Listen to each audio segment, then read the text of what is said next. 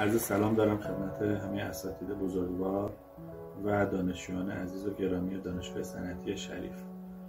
همینطور که میدونید ما الان در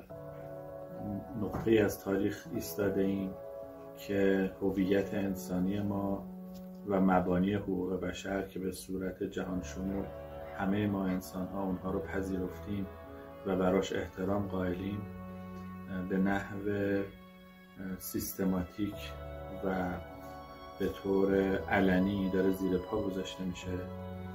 و ما میبینیم که چه در بعضی از دول غربی که علنا میگن خون اسرائیلی ها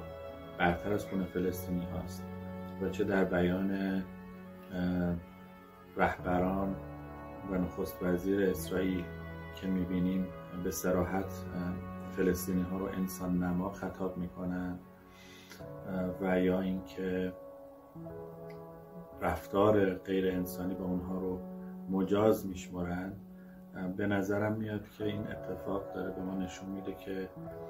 ما برای دفاع از هویت انسانیمون، برای دفاع از مبانی اساسی حقوق بشر و برای بیان اهمیتی که برای زیست برابر انسان ها قائلیم، لازمه که اینجا یک اقدامی بکنیم و حداقل بیانیه‌ای صادر کنیم و موضع خودمون رو